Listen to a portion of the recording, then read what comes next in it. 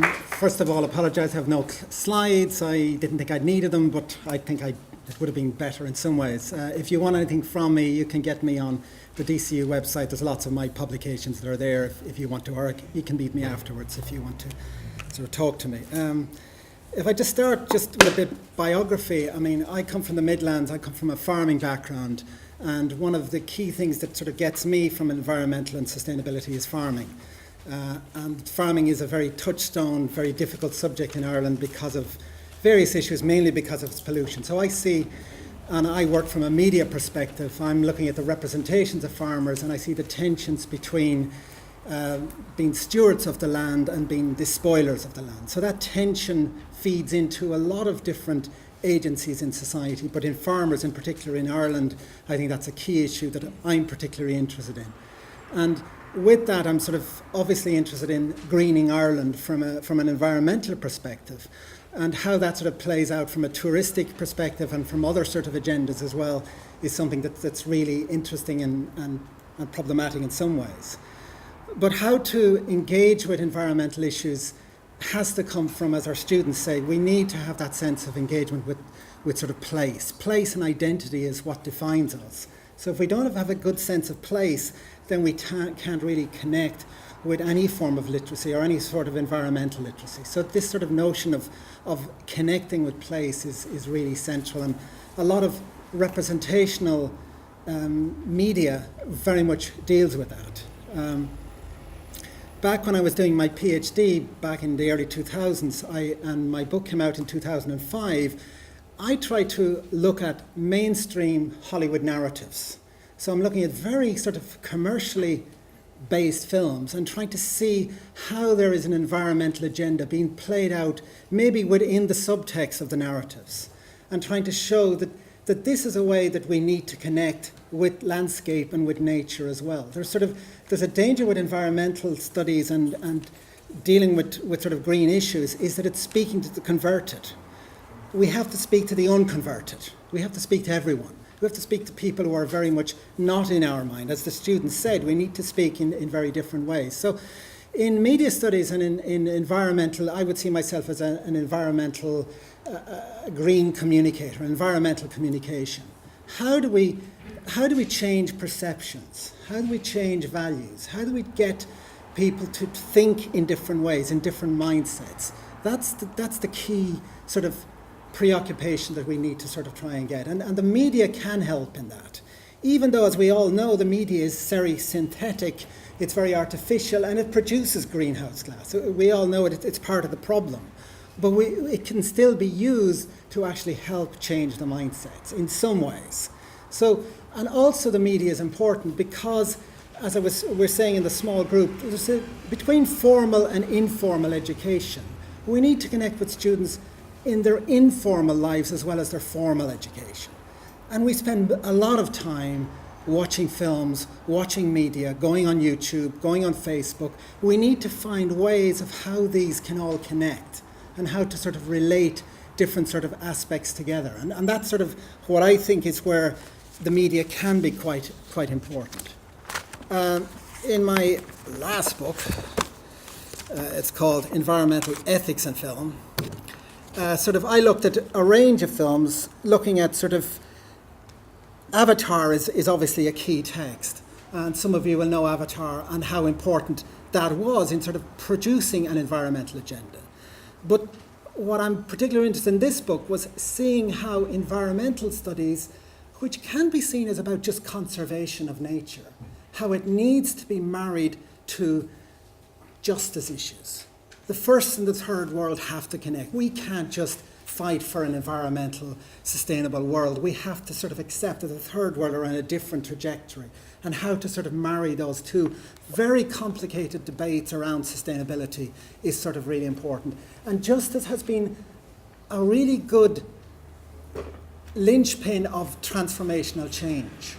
If we look back to slavery, if we look back to sort of key issues of social justice, that was a way of actually transforming society. Environmentalism has to get to that tipping point. We have to find ways of making connections, otherwise there's a danger it's just seen as as we were saying earlier, it's fatalistic, it's something that we can't. So how to create that imaginary? The term I use is the creative imaginary. So in literature, has been very developed. We have eco-films, eco-media literary scholars who are endlessly looking at literature to see how eco-literature is creating new imaginaries. I'm interested in how media are creating new imaginaries, are trying to create new ways of looking at things that might speak to audiences. So that's the sort of agenda we're looking at. So I have sort of chapters in this on looking at ecofeminism is a huge area of debate, how we can use feminist discourse to actually feed into sort of debates around environmental issues. And we sort of need to marry feminist discourse with environmental studies. Lots of you, especially the young people, a key way that's becoming a big intro into environmentalism is through food, through eating good food, eating the food that's sustainable and that's not sort of mass produced. How do we sort of have a love of animals if you're a vegetarian? I come from a farming background. Irish farmers don't necessarily are vegetarian. How do we sort of marry different sort of food consumption models to actually promote a new sensibility around environmental issues? So again, I think media can help in that. The book I'm working at the moment on new media and media literacy, some of my students are rave about Cowspiracy, about Food Inc., all these sort of online films and documentaries that are really provocative. And as Peadar was saying earlier, we need massive paradigm shifts to get to a sort of a sustainable society. The notion of degrowth is anathema to most sort of neoliberal society. So how do we sort of transform society in different ways? So the media can help, even though it's part of the problem as well. I think the media can actually sow the seeds by having some ideas at least and setting up some narratives. As Tom Barry and others endlessly talk about is we are narrative beings. We tell stories. That's how we communicate. So telling new stories is what we need to do. Duncan is trying that for years to try and create a new narrative around environmentalism, as other people are. How do we sort of use the fictional narratives of society to create these new societies or new modes of engagement? Understanding the third world and how to connect with sort of how those narratives are actually, how we can sort of connect with the tensions that are going on there. The Wolf of Wall Street and Wall Street, some of you might have seen Wolf of Wall Street.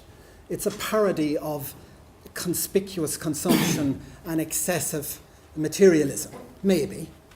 How do we sort of make it, as we were saying in the small world, how do we make it sexy to be frugal? How do we make it sexy to try and not be a conspicuous consumer? How do we sort of get new generations to connect with that? How do we create a new form of literacy that is actually good for society? How do we go back to nature? I mean, some students talked about going back to nature as being a way to connect with. That's part of the Romantic movement from the 18th, 19th century.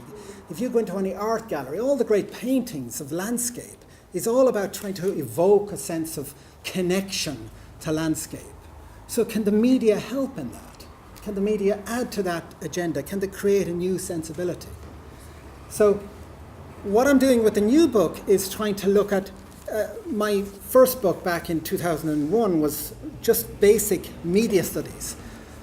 Media studies is a Cinderella subject that's probably addresses Peadar's idea. It's supposed to be radical because it's not part of the canon. It's not part of the establishment.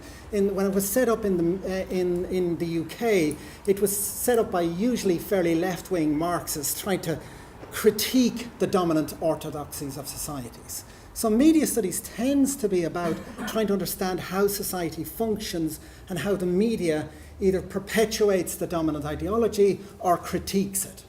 And while most media certainly perpetuate a dominant ideology of consumption, my contention, being an endless utopian, is that there's still the seeds of possibility of critique going on. There's still the seeds of showing different ways of understanding life and nature. And my youngest lad, who is 19, has told me more about YouTube and some of the fantastic videos that are on there that are quite radical, that are quite transformative.